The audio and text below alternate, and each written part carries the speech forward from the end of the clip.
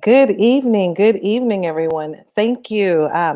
Welcome to the night's edition of the MSR Forefront. I am Stefanetta Harmon, and I am super excited to moderate discussion this evening on the George, ooh, the journey to justice for George Floyd. Ah, goodness, here we go. Um, I'm your moderator for this Minnesota Spokesman Recorders Roundtable discussion series. We're focusing on issues pertinent to Black communities in Minnesota and beyond. And again, tonight we are focusing on this journey to justice for George Floyd Jr., who was killed by Minneapolis last year, and his family.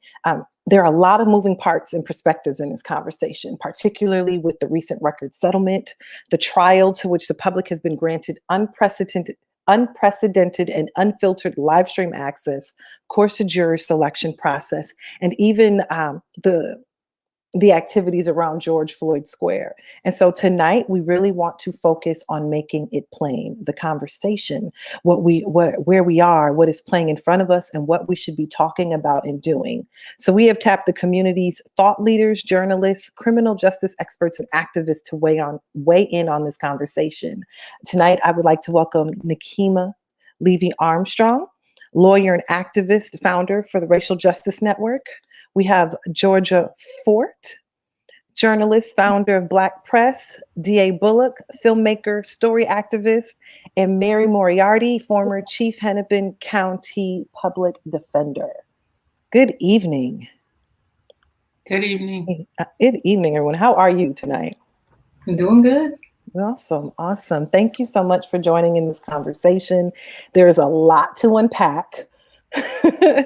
And I'm super excited to have you all on here. This is one of the first times I'm like, I don't even want to ask you questions. I just want y'all to get in and talk. So I guess for me, I just want to do a quick check-in, right? When we think of justice for George Floyd in context of everything that's going on right now, what is your number one thought at this moment that we should be focusing on? That's where I would love to start. Who would love to jump in? Well, look, Nikema. I was going to say DA, but I was going to defer to Nikema, so we had the same thought about each other. Well, I think one way to look at this trial and all the proceedings is to understand that no matter what happens, there can be no justice for George Floyd because we can never bring him back. But rather than what I might typically do is have a fatalistic attitude about this whole process, it's to highlight for people how important a conviction is in this case for Derek Chauvin, along with the other 3 officers who were involved in murdering George Floyd. We have never had a white officer in the history of the state of Minnesota be convicted for killing a Black person, although many Black people have been killed at the hands of police, along with many other people of color. This could send a signal that there's no longer an opportunity for business as usual, and that white cops will not literally continue to get away with murder. But there is at least a slim chance that they will be held accountable if Derek Chauvin is convicted. And I would add to that, I think that Tashira Garraway, during one of her speeches in the last week or so, pointed out that George Floyd is the face of, so many who have lost their lives to the hands of police. And so what she pointed out was that this trial is a trial for a lot of families who never got a trial. How many cops were never charged, never convicted, excused in a grand jury. And so I think that a lot is at stake, not even just in the city of Minneapolis or the state of Minnesota, but nationally. I think because we have become the epicenter of this global uprising, so many cities and states are looking to see what we are going to do. And so folks are watching this trial. And I think that there's potential it could set a precedent to change policing across our country. Yeah, I would agree. And, I think because this has sparked a worldwide movement, it's not just a local search for justice, although that is the primary, one of the primary desires is that the family receive justice as they see fit. But the worldwide movement desire is that just a fundamental change of how we do public safety. It's really, we cannot go back to where we were on May 25th. Nowhere in this country and nowhere, in the world really about how resources are shared around public safety. They cannot all go into the bucket of the police department. They have to be disseminated amongst communities to make their own determination about what makes them safe and how they come together as community members and do that kind of work. So I think it's changed the responsibility for all of us. We want that responsibility to start making our own communities safe, and we don't want to look to outside police force, mainly made up of people who don't live near us or look like us or care about us one way or another. We want to have that public safety conversation with our neighbors and really have those resources that we're paying into the system come back to us. And Mary? Nothing will bring George Floyd back. But when I think of justice, I started to think of it in terms of how do we make sure this will never happen to anybody again? And I think having this trial televised, I wasn't initially a big fan of it, but I think it's shown a light on a lot of things that happen in jury selection involving race and other issues. And I think that's good. George Floyd, unfortunately, is the face of many Black men and women who have died at the hands of police.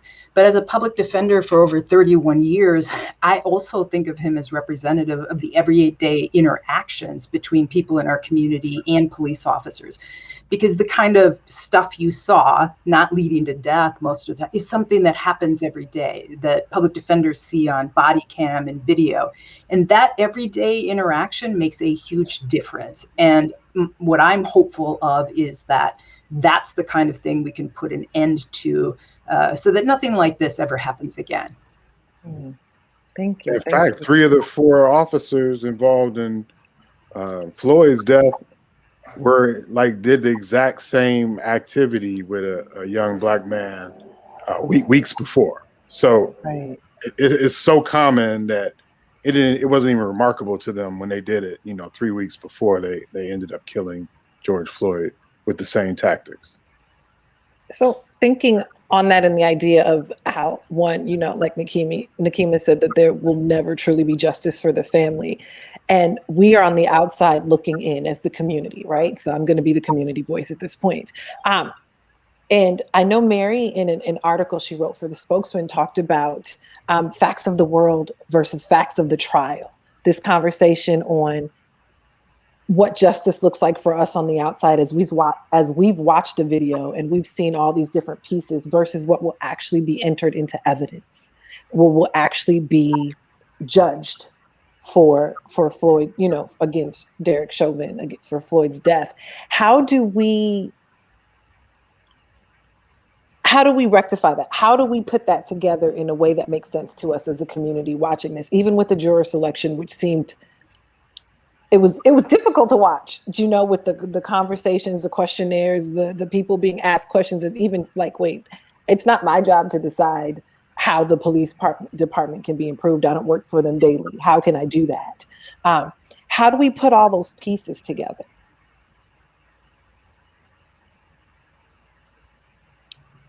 Who wants to jump in? Nikema, you're on mute. Thank you. I think that it's important for the people, for the community to understand that we do have a role to play in terms of what the Minneapolis Police Department looks like, how they act, and whether police officers are held accountable. I think for far too long, we've abdicated that duty to elected officials and others who did not have the best interests of the communities in mind, particularly communities of color, and who are more focused on political expediency than ensuring that our systems run effectively and fairly and justly, and that there is accountability. Like DA said earlier, taxpayers are the ones funding the MPD, which some also call the murderous police department because of their long track record of being able to kill people and to get away with it. So I think that the public needs to be engaged. We need to understand our role. We need to be asking questions. We need to be showing up for jury duty, as many people have done, and speaking our truth. Mm. DA, I know that you've been vocal about even how much police presence we even need somewhere. What are you seeing as some alternatives or ways that we can even approach that part of the conversation? Sure. I'm encouraged by Sasha Cotton and the Office of Violence Prevention that's in the city now and is starting to get the proper funding that you can have community members actually engaging other community members, especially ones who have been in that lifestyle, because those are the people who are going to be able to intervene and do actual prevention. Um, I'm not much interested in like how many homicides we can solve. I'm actually interested in how many homicides we can prevent in our communities, because we are at the point of that. We're at the point of that spear. It's mostly young Black men who are losing their lives in the city. And so I think I've lived through enough time of basically incompetent public safety when it comes to Black folks in their neighborhoods. So we're both over policed and we're under protected. And I think that's just a status quo that is unacceptable. So that's why I'm always about expanding our opportunities to do that better and to do that differently. And so I'm really encouraged by groups like the Minnesota Freedom Fighters, like brothers that are saying to themselves, like, look, we have a heightened responsibility to take care of our communities, and then really talk about use of force and talk about like how much of that belongs in our communities and the accountability around those things. So I think there are a lot of things that are happening, and it's going to be an evolution. It's an evolutionary process. We didn't get here overnight, and so the solutions won't be overnight solutions. But we have to stay the course of going toward the future and not going backwards. Because I think the fear when crime levels go up, it's natural for folks to be afraid and want to go back to the devil they know, to be quite frank. And I think that's failed us over and over again. And we don't want to go back. We don't want to go back. That's what I'm hearing from many community members. Mm-hmm. So then if we have this piece of we're doing more police, well, not police control, but if we're able to have more vocal say in how police are being brought to the table, how they're hired, and we're looking at different ways that we can address issues before we even have to connect with the police, then how does that play out in the courtroom then at this point?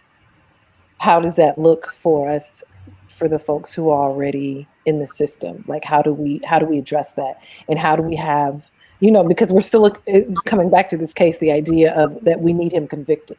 How do we what do we do now for what's happening right now? Like Mary, like you're writing a lot about what's happening right now.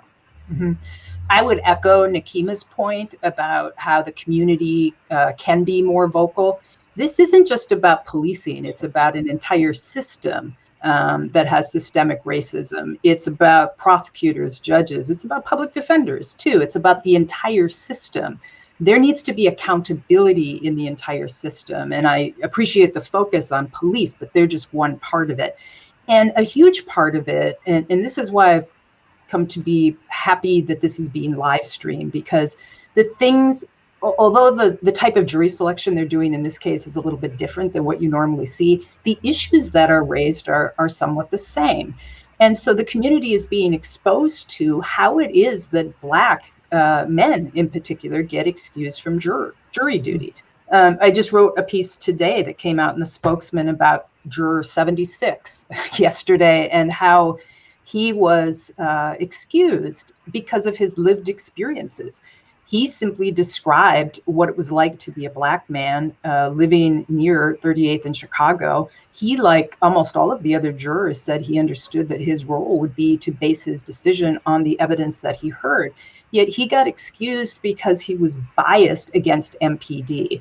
And that's how we lose. I mean, we don't have a lot of diversity on our juries anyway. We are think the statistics right now are actually, we are at about 6% Black jurors since COVID started, which is really low, even given the population. And then when we have Black men and women who appear, and I agree, Nikema, we need people to show up. But when they do appear, we have to figure out how to keep them from getting removed from the jury simply because of their lived experiences, because they're Black in this community.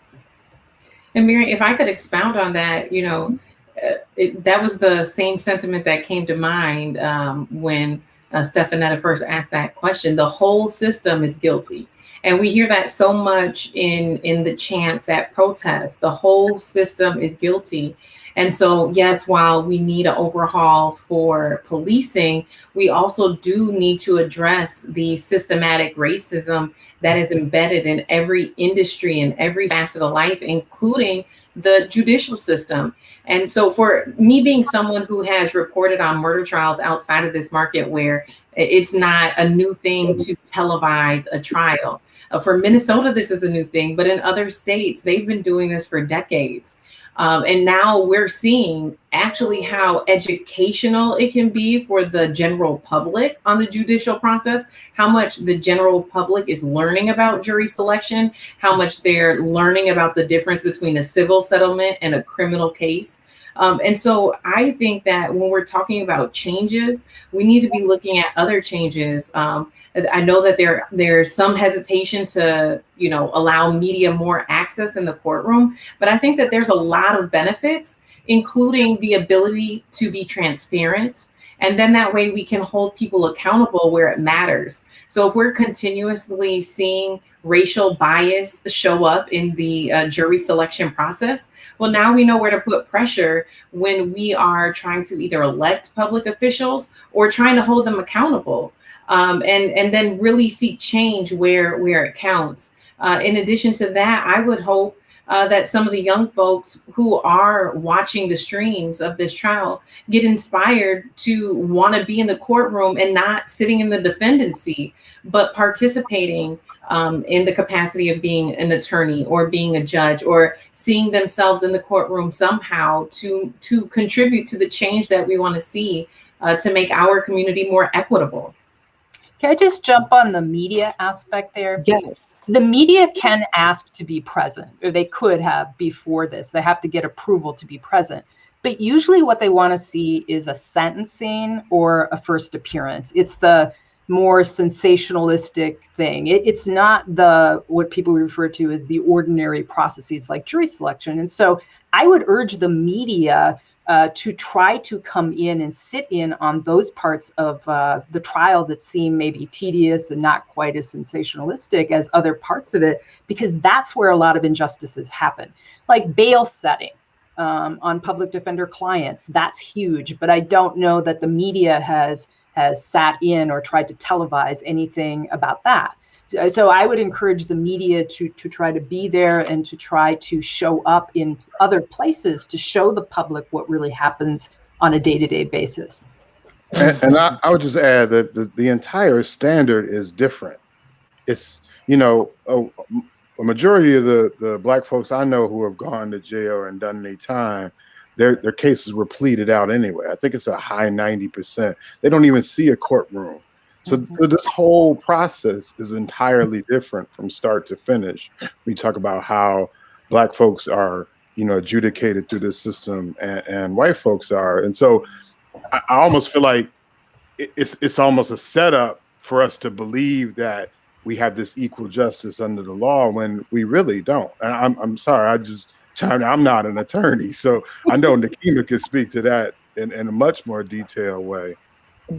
Yeah, DA is absolutely right. And I think just to George's point about the whole damn system being guilty, it even goes back to how law schools are set up, where we don't focus on justice.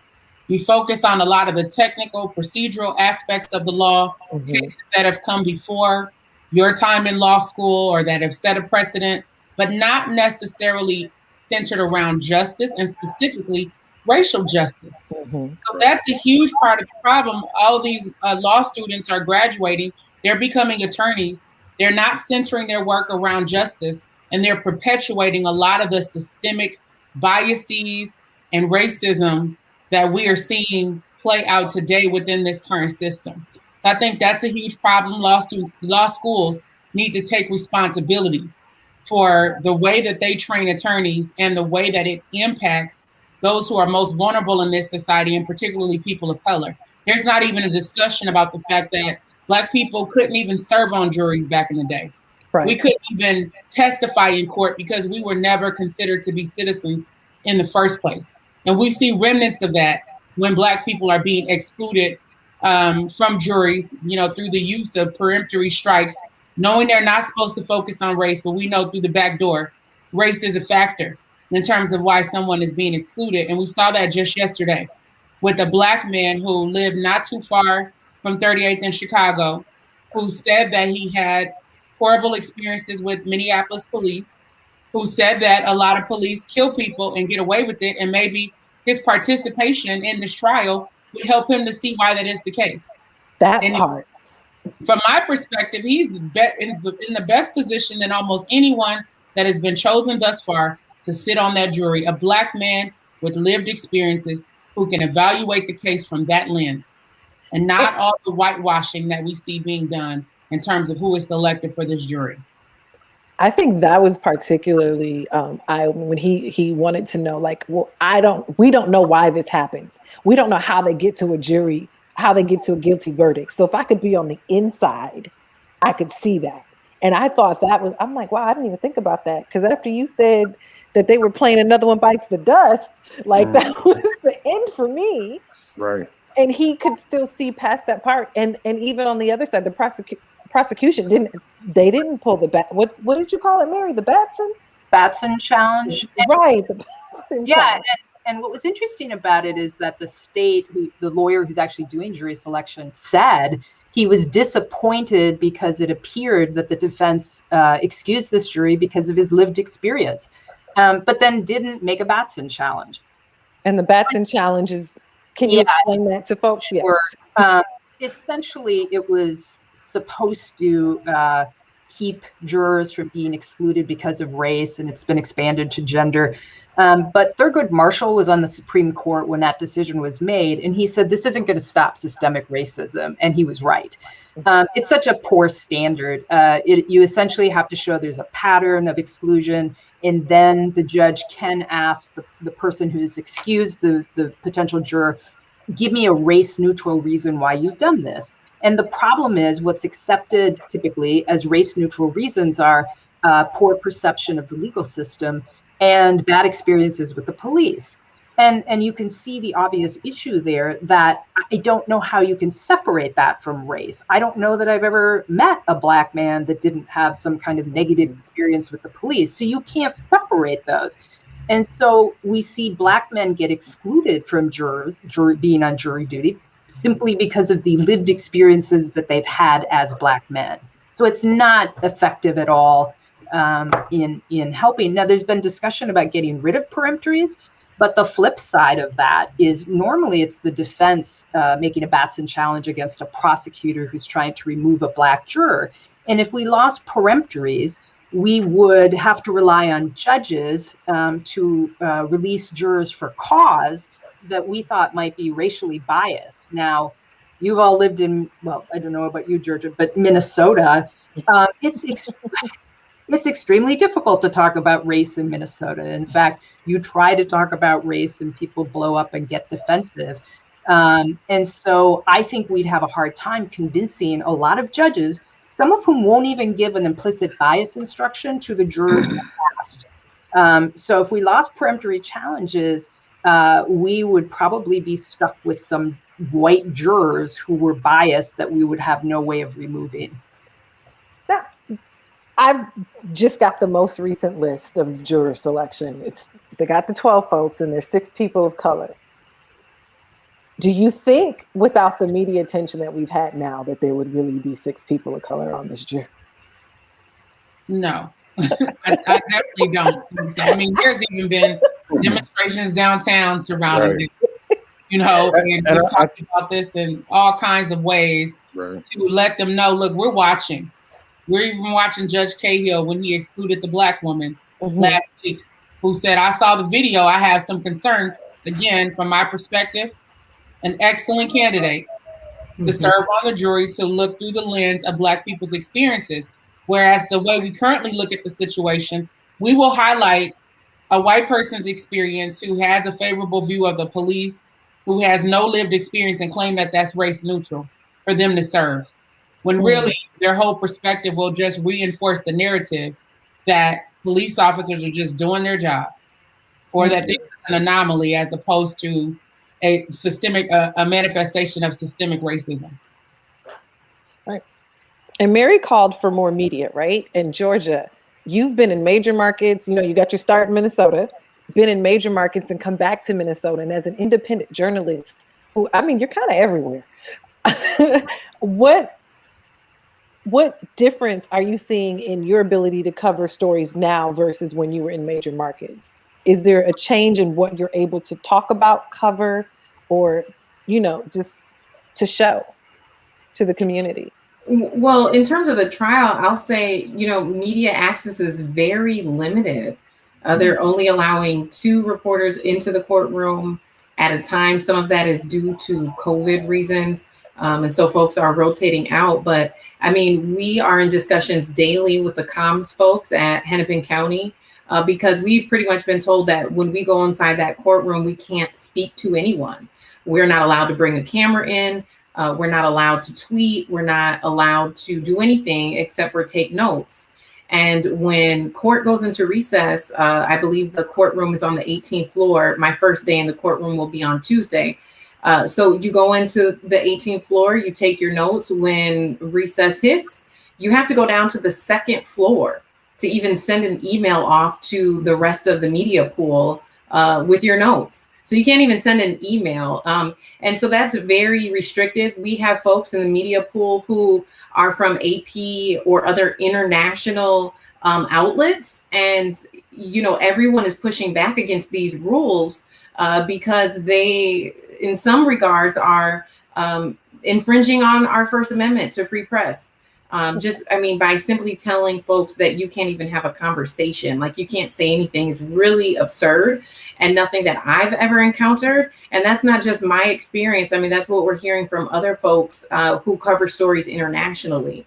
And so I do know that, you know, there are instances prior to this one where, you know, media has been allowed in, but historically speaking, nothing's been televised in its entirety.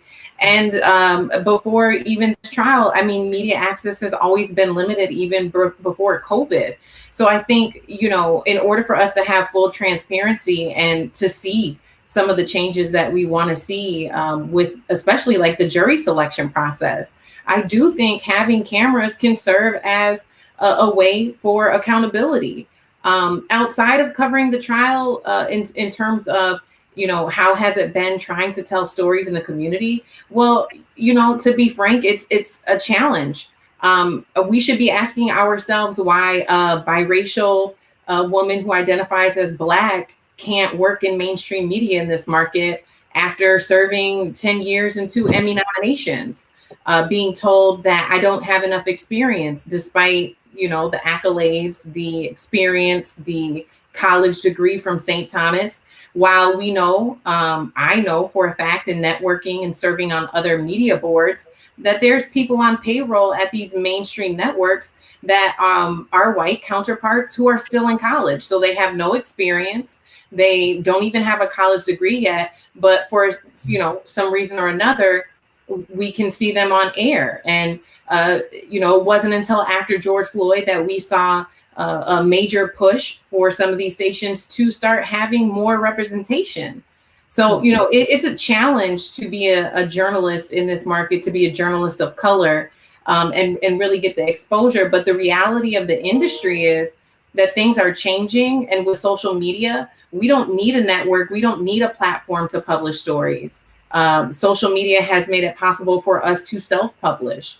So, and I think community has done a great job of holding our local media networks accountable. We saw a lot of protests happen outside of some of the networks based on the type of employees that were covering some of these police stories. and their affiliation to, people who work in police departments.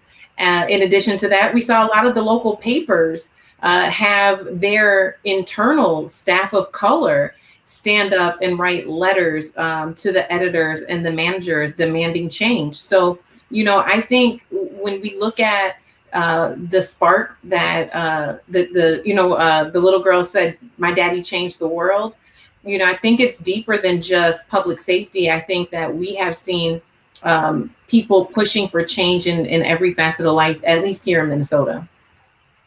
That's extremely powerful. The ideas, but we going back to like life will never be the same, as DA say after May 25th from last year. It's Minnesota's ground zero, epicenter of change. Everyone's looking at you. Everyone is seeing how we can move and be different, and everyone's being called to the fire. And being at home, COVID and the pandemic made us watch more, made us tune in more, made us be aware more, because we're at home. And so that's extremely powerful for you to say that piece of it about being able to have your own platform to come forward. How does that connect with the community at large? Because we all have a voice. How do we use that? And how do we empower ourselves? And I definitely want to, before you jump in on that, just encourage our viewers at home to join in, because right now we've created our own platform here, right? To live stream this conversation so we can have what I call these kitchen conversations. For the viewers at home, if you have something that you would like to chime in to ask our panelists tonight, just in general comments, please share them in the comments, and I will address them. So let's come back to this. How do we empower ourselves? I think we're in an era of empowerment around technology. Like, in the past, Black folks knew the stories about police departments and how they treated people. I grew up in Chicago, and they had an off-site torture site that came to light. John Burge was a sergeant. He was torturing Black folks for over almost 20 years. And, whole neighborhoods knew what the deal was, and knew what could happen if you were stopped by his police officers. Yet the media didn't cover it. Yet, there was no really call for justice around those issues. And so I think now we are empowered because we do have our own cell phone cameras. And like the brave young lady who filmed George Floyd's death, she empowered us all by being there and being witness, and not relying on the idea that she's not an expert or she's not important, and knowing what she's seeing real time, and knowing how to share that with the community. And I think we should hold on to that, and we should let that flourish. And like the Forefront show, it's like, this is an opportunity for us to get together and have a different alternative group of experts, and not rely on traditional media sources for always getting all of our information. So you all should be traditional media sources, trust. Yeah, to DA's point, you were reminding me of people like Ida B. Wells. That's right. Who had people close to her who were lynched, and she made the decision that she was going to go out and uncover the stories and document the lynchings and hear from people. And she put her life on the line to do that. And also people like Rosa Parks, who saw that sexual assaults against Black women were not being covered. And she went out and she interviewed women, and she helped to tell their stories and advocate for them. So this has always been our history in terms of finding ways through the back door to tell our stories and to remind our community of what's happening, to let them know that we matter, and to shine a flashlight on the rest of the world, hold up a mirror to say, this is what you're not covering, this is what we're going through, and we are going to use our power to demand change. So I see this as yet another manifestation of that. Awesome. I want to come back to the jury really quickly. Karen Major dropped a comment just about, as we talk about having people of color on the jury, the issue is some people can't afford to take 4 or more weeks off. for their job. And, the amount of money that they get paid, of course, doesn't allow, it's like $20. I don't know what the actual amount is. She wrote $20 a day. Does not allow one to pay their mortgage or rent. How much of that do you see playing into folks being on a jury? I certainly used to hear it all the time. We would have potential jurors who would be self-employed, or their job wouldn't pay them to be there, or they would be doing childcare, and they just couldn't afford to be on the panel and had to ask to be excused for hardship. And you could see on their faces, it was something that they really wanted to do, and they took, they took it with great responsibility, but they just simply couldn't afford to do it. And so we need to do something to allow that rather large cross-section of our community to participate in a process that's so important. Can we add that to our list of empowerment things? Because I think that would be really great. I know that sounds corny, but for me, I would love to see a GoFundMe or whatever that is for someone like, I'm on a jury, but I can't afford it. Do you know what I mean? Like, or some other support system for that, for the community. That's just me. I'm kind of the nerd in that regard. I think the system should cover that, because if that person does get paid by the community to serve on a jury, there's going to be some challenges from my perspective. Okay, I can see that as well. Especially on a case like this, in terms of people thinking that there's some bias connected to their decision making, et cetera. But I think that the system needs to come along with the times and make adjustments for cost of living, inflation, childcare, and everything else. And they also need to remedy decades of discrimination that has really structured the jury system to be built for middle and upper middle class white people. That's who, is really the prime target of juries. That agreed. Chartel Patrice actually just commented that. She said jury selection is also an act of the privileged and skews the jury, so it does not accurately represent your peers. And we have to push for alternative forms of accountability in a justice system, right? Like Frogtown has a restorative justice opportunity that is built through a judge, like a cooperation with a judge, where the community gets to adjudicate some of those issues and some of those so-called crimes within a community setting. So you are truly judged by a jury of your peers, because it's your community sitting in a circle around you, and they're inviting you to come back even when you make a mistake. And they're not only going to judge you and punish you, but they're going to love you and invite you back into community. So we really have to push for alternatives outside of this system, because, for a long time I was like, yeah, let's reform it here, let's change it here, let's try to tweak this here. And then finally I was just like, the bodies are just piling up, not only the deaths, but the amount of Black folks who are incarcerated and formerly incarcerated. The system is just simply designed to keep that consistent. And so we have to push outside the confines of that system. We must. I'm glad DA pointed out the difference between accountability and punishment. They're doing a lot of really great work on restorative practices on violent offenses with an organization called Common Justice. There's an outstanding book called Until We Reckon. And if you're interested in even knowing how successful they are at restorative practices with violent offenses, that's something to take a look at. I wanted to say, to Nakima's point, as somebody who's worked inside the system for 31 years, I learned the system really doesn't want the community to understand how it actually works. And there's a lot of investment in making sure that the community doesn't understand, because I think they understand if the community did, they would disapprove of a lot of things that happen.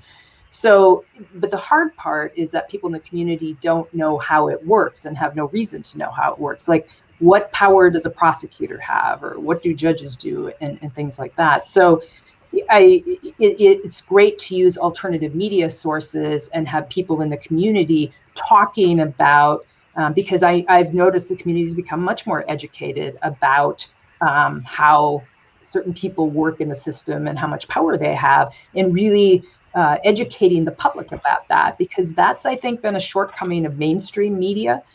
for some reason. And I have even talked to reporters who have wanted to report about it, but their editors won't let them.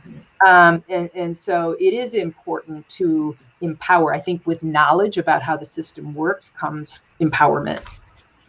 Right, I agree with that. I also think that when you look at our long legacy of slavery, white supremacy, and systemic racism, that even when the people know, it is difficult to change what's happening. I mean, you remember what Dr. King said before he was assassinated. I may have integrated, helped integrate my people into a burning house. Right? So it's an acknowledgement that we have fought, we have tried, we have shed blood, we have died, but still this system is in place. And that's what I think we're up against, is looking at the foundation upon which this country was built and how a lot of these systems are a manifestation of what has happened historically that has never been addressed. And there's not even a real interest in addressing it, even amongst white people who claim to be progressive, white people who claim to be liberal, white people who claim to care. How many are really putting skin in the game that shows that that is true? We were the folks out on the front lines, primarily Black people and other people of color, that even had to push Mike Freeman to stop using a grand jury in these cases involving police killings.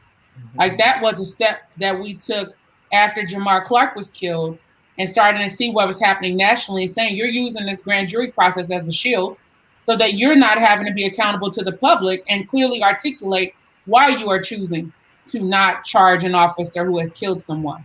And so that helped to crack open the door. But it wasn't white people, it wasn't mainstream people, it wasn't the folks who are part of the DFL or claim to be liberal and care.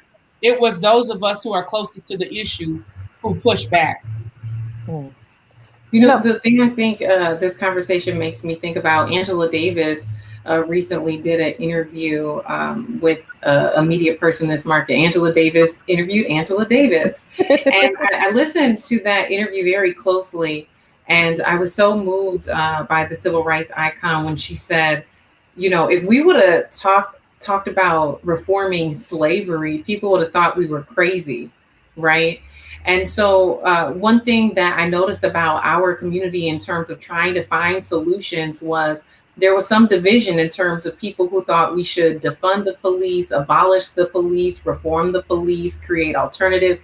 People were across the board. But when I heard her drop that nugget, it made me realize, and to Nakima's point of like, did I integrate my people into a burning house?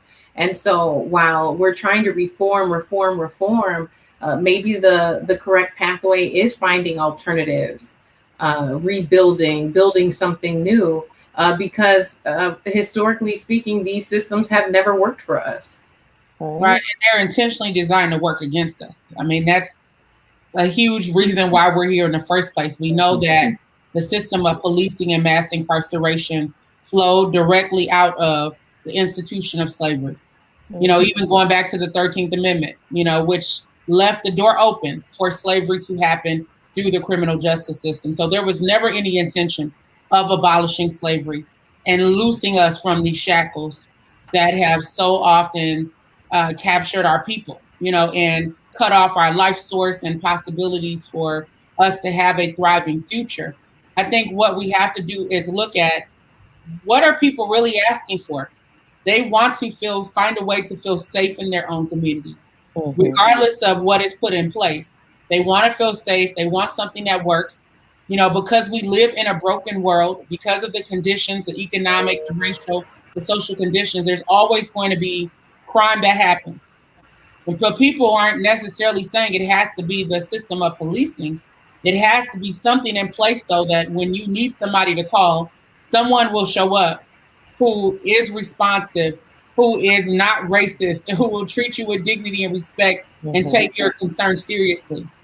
And so we have to figure out what that looks like specifically for Black people and other vulnerable people, because we're relying upon a system of white supremacy that was never designed with us in mind, not in a positive way, to help solve the problems of our community. And as DA talked about earlier, they have never addressed crime in our community. They've never addressed the issues, but people still want someone to call when there is something serious happening in their neighborhoods or to their own family members. And right now, We don't have anything else in place, which is a travesty.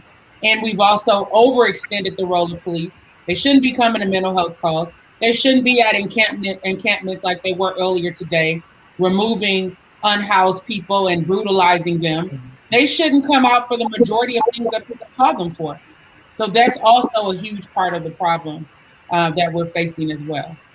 So where do we begin then? Because we often hear that idea of the definition of insanity is doing the same thing over and over and expecting different results. We're spinning wheels, right?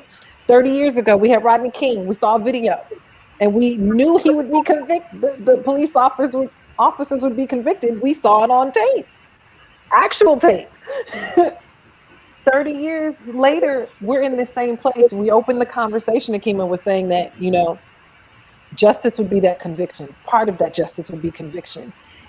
But we're still spinning our wheels in the same way. So what can we do community-wise that can give us some action steps, some actionable items, so that we feel like we're moving in a different direction? How do we better educate ourselves? How do we find those alternative systems? Can I say that now I've been thinking a lot about Martin Luther King's letter from the Birmingham jail about his disappointment in white moderates. And I think about that a lot here, because I think we think of ourselves as being progressive in Minnesota, and in many ways we are, but in a lot of ways we aren't. And I do challenge, and I would challenge white people to step up to the plate here. And try to let go of that defensiveness when people try to talk about race, and really listen to what people's lived experiences are, because I think we have a lot of work to do. And if we did that and we were listening to people's lived experiences, we could be moving forward a lot faster than we are now. Yeah, and we can't wait for white people to step up to the plate. They never have. They haven't. I'm not waiting on you. Like, I'm sorry. I didn't. That's why we got you, Mary. We got you. That's why we out there in the streets shutting things down. It's sad, but it's true. That's right. And I think one of the things. So I lived in LA. Around the time of Rodney King, I was back and forth between boarding school and my community. And when there was an uprising in LA following the trial of those cops being moved to Simi Valley on purpose, away from LA County, where we know there would have been a conviction because people were outraged. So that was an intentional procedural move to remove power from the hands of the people who would have ensured justice in that case. But when there was an uprising in LA and things burned, there wasn't a global movement. We didn't have people all around the country and the world standing in solidarity with people in LA. We saw people looking at Roger Denny, the white truck driver who was pulled over and beaten, and holding him up as the main victim in the whole scenario. And white people empathizing with him more than Rodney King. So I feel that something has shifted in terms of the world's response to what happened to George Floyd, and 50 million people watching that video, over 20 million taking to the streets in protest. That has never happened before in the history of this country. Even when we look at the civil rights movement, roughly 250,000 people, if that many, went to the March on Washington. So that's a small fraction of American society that participated in that movement, even though they were able to have, as much impact as they did have. So there is something different about what's happening in today's time that I think we have to acknowledge, and we have to see that as a sign of an opportunity to continue to charge ahead. Because remember, America is much more brown than it has ever been. So that's also something that we can acknowledge and hopefully leverage to continue to push for the changes we want to see. And what does that look like for us then in that moving forward? There's a lot of these conversations, right? And people feel really good in the middle of it. What are like some actionable things that people are tuning in now can say, hey, when I get off of this today, I can go do this? I mean, I think people need to look, especially in Minnesota, at all of the disparities.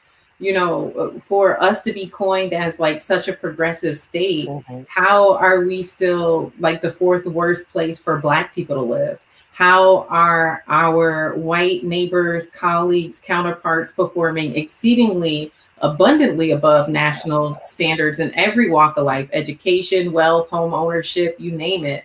And our Black citizens and residents are falling way below national averages. And so I think, you know, whether you're in banking, whether you work in the medical field, whether you work at a school, I think everybody has a part to play in chipping away at systematic racism, because it's running rampant, and it has been a huge part of the fabric of this community, from Rondo and looking at how the Department of Transportation was allowed to destroy a thriving Black community, and the impact that that has on home ownership and wealth building in the Black community to this day in this community, you know. And I always think about like our history too.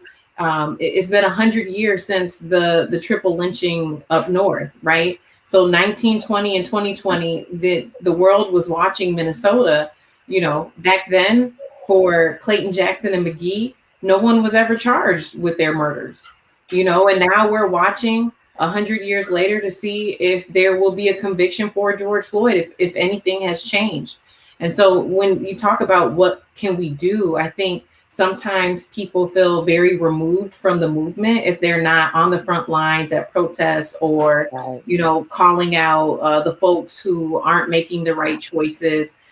But the reality is there's choices that are being made at banks, at schools, in hospitals that are impacting our lives as well.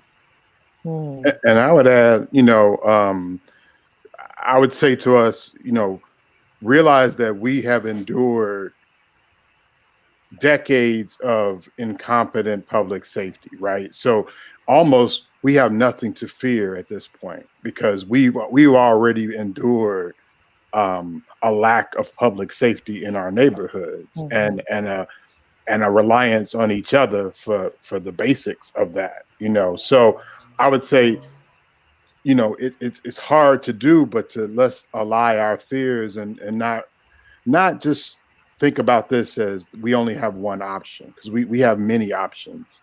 There's a website called Million Experiments, I think it's called, but it's just talking about all the things we do in community. Like there's a group of mothers and sisters who got this camper van, and they're out there doing mental health. It's a group that's just putting like working refrigerators full of food on every block. Like it's all of these things. It's a group of barbers in Jackson, Mississippi, who are like the front line of violence intervention and talking to young men, because they know they all come to the barbershop, right?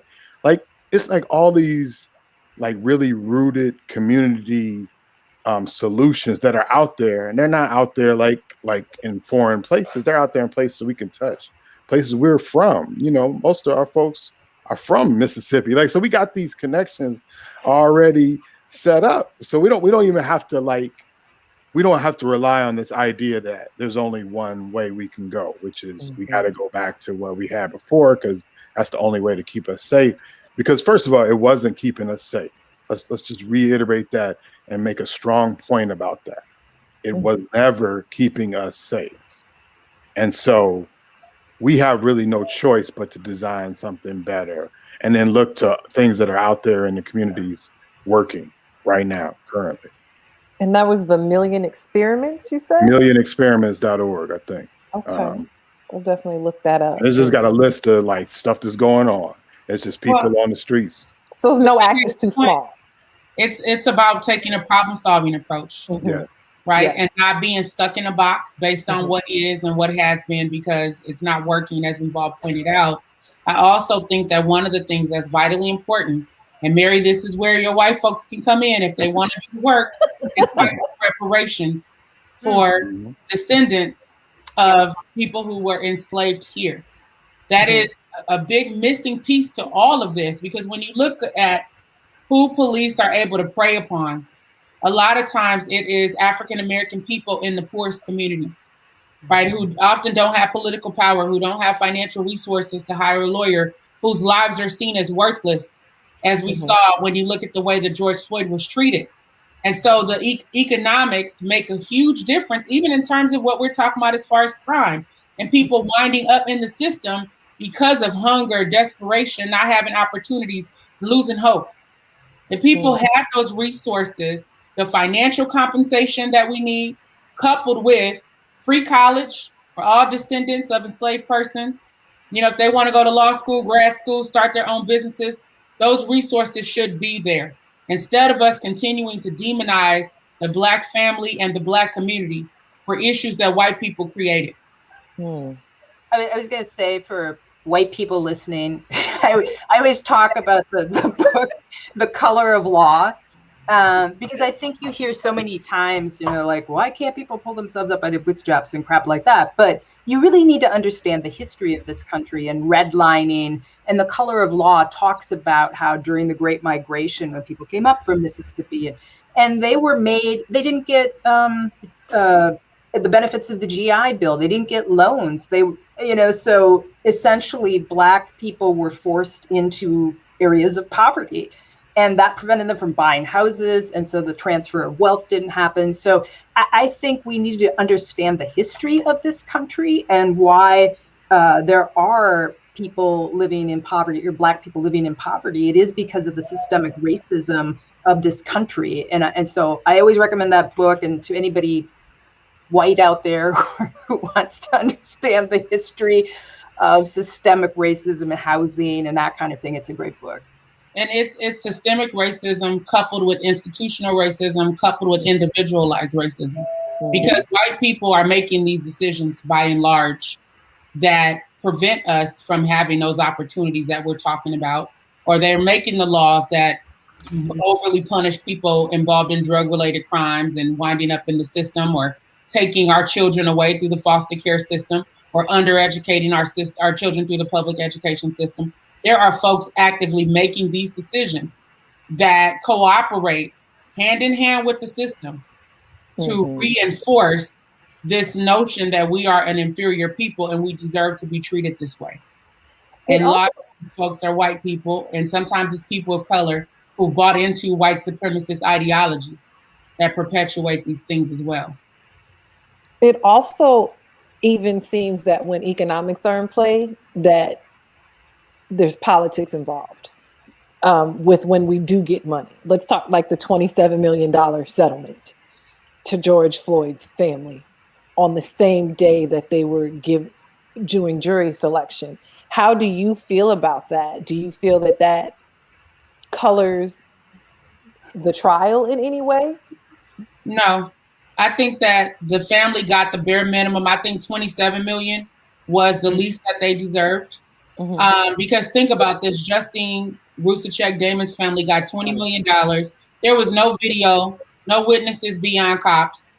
And it was, you know, probably the one accidental killing of a person that we've seen in a long line of police murders that have been unaccounted for, like a cop who poor judgment, overreacting, shoots a gun. In these other situations, they've been face to face with Black people, shooting them at point blank range, the knee on the neck, you know, blowing people's heads off and getting away with it. So I think that the family deserve those resources. So do many other families who've had their loved ones taken at the hands of police. As far as the timing, I understand that there's legal concerns surrounding that. But the reality is that because this system is so set against justice for victims of police violence and set in favor of police officers, no one knows the outcome of this trial and whether or not this man is going to be convicted or acquitted. And the value attributed to George Floyd's life should not rest on 12 people and 2 alternates who may or may not look at that video and see that a murder happened. So, and the family shouldn't have to wait, you know, weeks and weeks and months, even a year, to get resources that they need and that George Floyd's family needs at the end of the day. So I don't blame them for wanting to be done with that civil process. So now they can concentrate on trying to push for a conviction in this case. You asked, and I'm not, how do I say it? If I were to approach it from the defense or a trial perspective, not the defense perspective, there are two risks to the timing of it. It could be that some jurors might think, well, the family's been compensated monetarily, and so is a conviction really important? That could be one way it cuts. The other thing that could be of concern is that if Chauvin is convicted, nobody wants that to be overturned on appeal because there was this timing of the settlement in the middle of jury selection. Because if he is convicted, he'll appeal, and if a court of appeals decides that was too prejudicial, they could reverse the conviction and send it back, and everybody would have to go through this again. And so those are two concerns in the back of my mind, aside from, and I'm not, you can't put a price on George Floyd's life. And, I understand the family would have wanted to get this done as soon as possible, but purely from the trial perspective, those are certainly two concerns. Right. I think go ahead.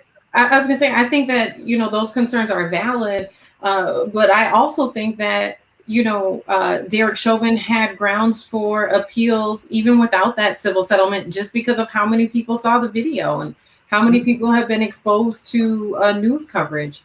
So I think that, we obviously heard jurors say with the 7 even who were called back and had to be excused. Some people did get exposed to the coverage of that civil settlement and had to excuse themselves. But I also think that being able to truly determine impartiality is, it's difficult. It's a challenging thing to say who can truly be impartial. And the Black woman who was excused, one of the things she said was, I saw the video and I can't unsee it. But scientifically, who can unsee that video? And so I think that because of the media exposure that had happened on this case, because of those 50 million views on that video, we are already at a place where this trial could turn, a conviction, and then there could be appeal on so many different things. So I also think about the politics behind it, because, like the defense pointed out Monday morning after this was announced, that the mayor is trained in law and he should know better. And so I don't think that this was something that they did naively. I do feel like potentially there could have been some strategy even behind them making this announcement prior to the conviction. And when you look at the city officials, the chief of police with Operation Safety Net and all of these measures, all of the funding that has been put to security, they are really preparing for the worst case scenario. And so I don't know if even, they considered making this announcement before the verdict comes out to maybe try to quell any, protests or any negative response to him not being convicted, if that's the outcome. So I think that there's a lot of things at play. And, in terms of the magnitude of everything considered, it kind of feels like the civil settlement and the timing of its announcement is a small piece of the bigger picture. And I would just disabuse us of this idea that the law is pristine and it's applied, in this way where, the judges are always using prejudicial bias in order to stretch or confine the law. Juries are always using bias to stretch or confine the law. Officer Yanez was acquitted of shooting and killing Philando Castile with a certain set of facts that if I would have known those set of facts, I may have judged it differently on a jury. So juries are always going to use their state of mind, their worldview in order to analyze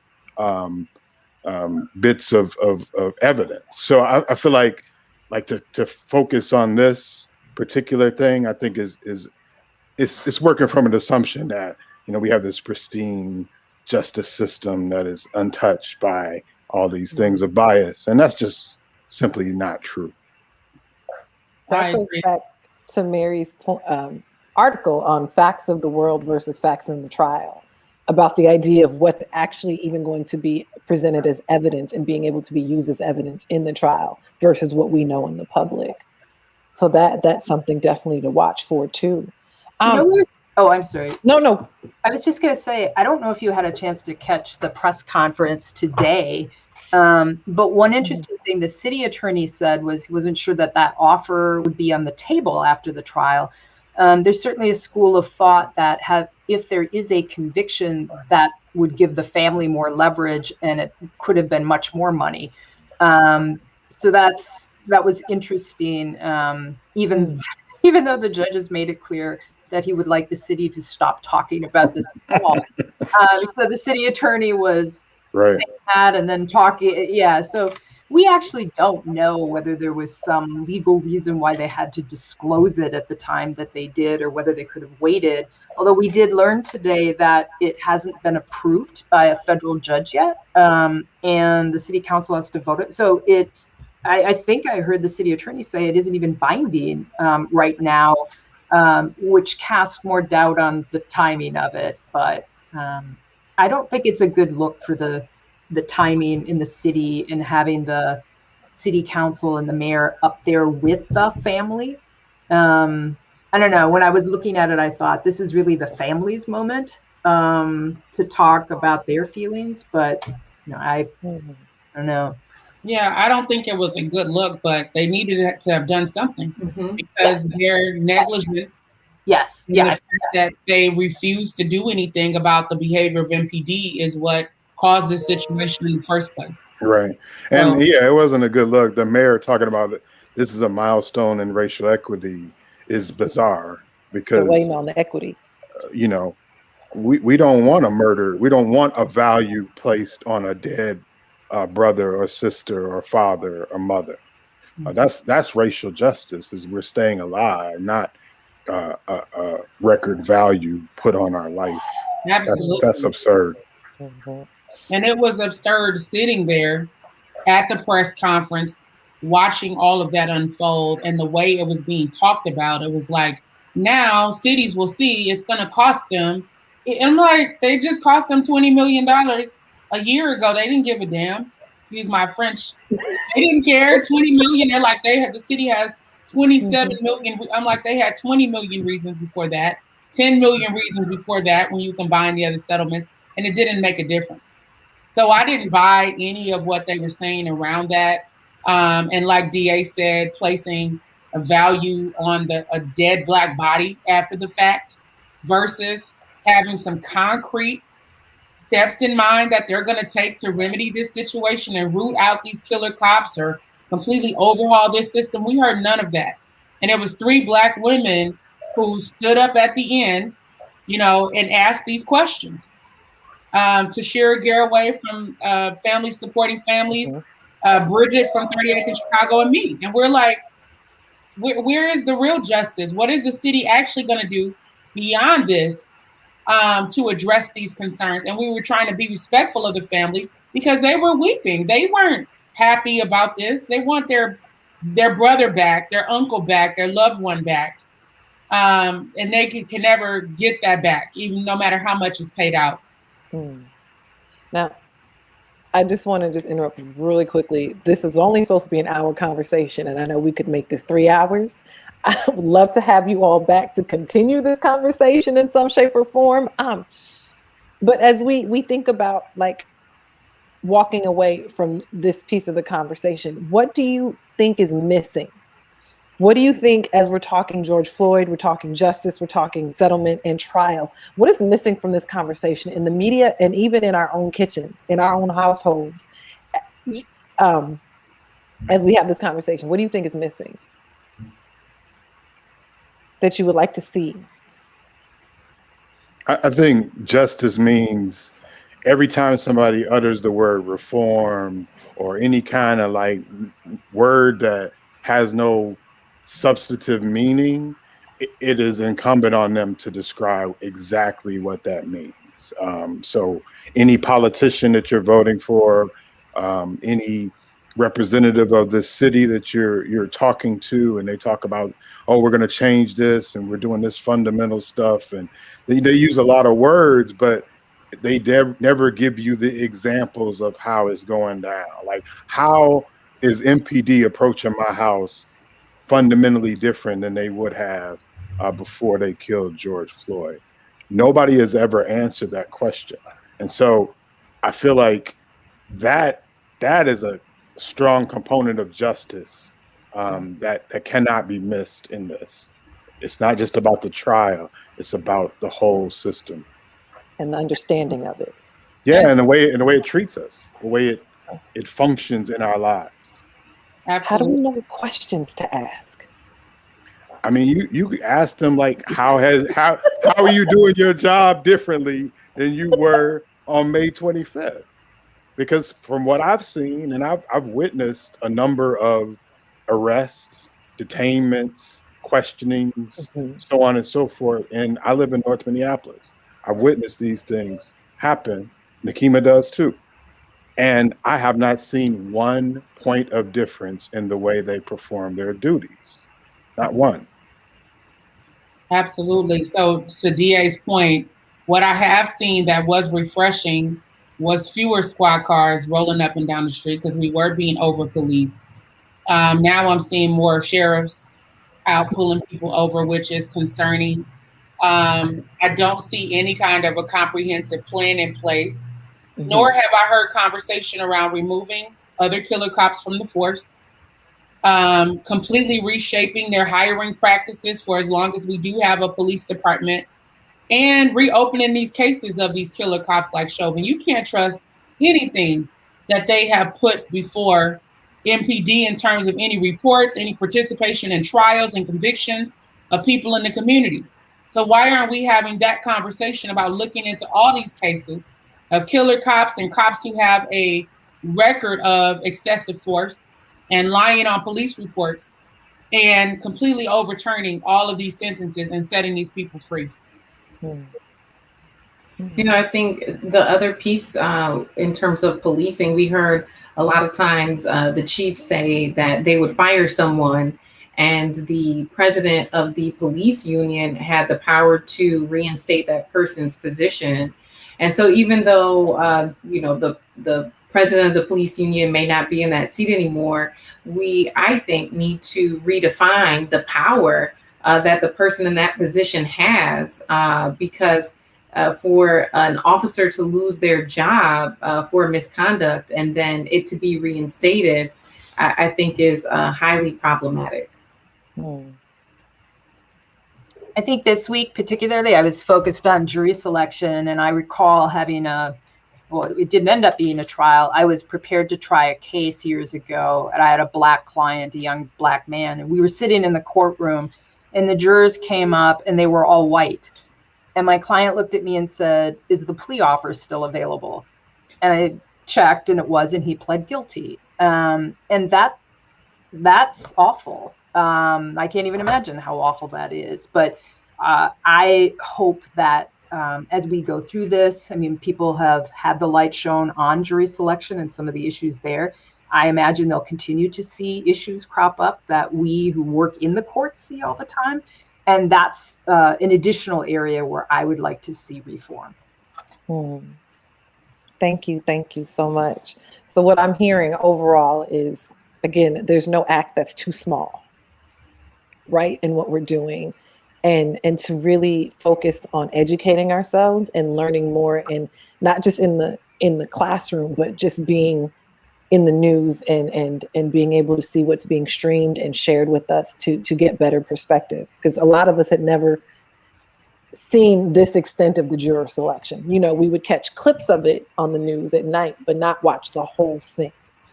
And you don't have to be an activist in order to be involved. You can be engaged as just, you know, living your life, minding your business, trying to live your wonderful Black life. And you can be engaged and ask those critical questions of the people who represent you, the people who they hire and fire.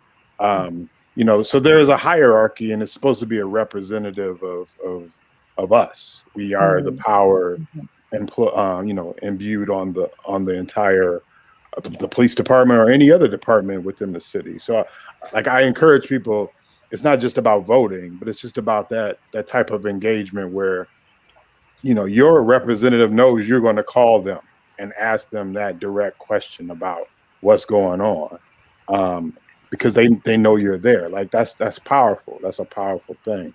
And we have that within our grasp. Okay. Any last words for our community tonight that you would like them to walk away with from you? I just want to thank the community because we've been through a lot, and it's been spread out over many, many, many years, going back to our elders, talking about what happened in the 60s when, there was uprising on Plymouth Avenue, behind police behavior, and the amount of loss that we have suffered at the hands of police and some of the community violence because of the conditions that we've been forced to contend with here. So I honor our community. I'm grateful to our community. I just want to encourage us to continue to do our best to persevere, knowing that we're not facing ideal circumstances, but our history shows that we are a resilient, powerful, and creative people. Absolutely. Georgia, any last words for tonight? I would just encourage people to seek truth, and coming from a media background, encourage folks to check the spokesman, check KMOJ, check all of the Black heritage, media outlets and support them. Because you, Stefanetta, your organization is reporting on the same things that mainstream media is reporting on. And so instead of sharing those articles, go to the historic Black outlets and support them. I think it's very critical in this time that as the community, as Nakima mentioned, we've been through a lot. The one thing I think we've learned is the power that we have when we work together collectively, and that we really have everything that we need right here. And so, I would just encourage people to seek truth and to build community, get active, get engaged. Okay. DA? Just say ditto to all of that. That's right on. Y'all know. Just everything y'all said is beautifully said, and it's wonderful. And like I just want to remind us that the reason we have endured, the reason we are still here, despite all of these troubles, is because for the most part we're loving on each other. We're there to support each other. We're there for each other every Sunday morning when we gather together. Like we are always there for each other, and that is that is the most of us. It's the most of us is not like violent confrontations with the police. The most of us is looking out for each other and being the best for each other. So I just want to remind Black folks of that, and that's why I love y'all, and hopefully we'll be back again. Yes. And Mary? I'm going to grab as many white people as I can. we're behind you, but we got to catch up. But I'm going to grab as many as I can, and we're going to push forward. I love it. I love it. So I just want to say thank you all for joining this conversation. Like, honestly, it was an honor to have you all in your different voices and perspectives as we continue to explore what justice looks like in George Floyd, and then in the Black community as a whole, particularly as we, host these MSR forefront conversations, these kitchen conversations where it gets real here. I just want to thank the community for tuning in. If you have any comments or additional questions, please drop them in. We will get back to you as soon as we can, and we will share these links to the book and to the website that DA and Mary talked about. And I just want to say thank you all for tuning in to the MSR Forefront. I'm Stefanetta Harmon, and we will see you shortly. Thank you so much. Thank you.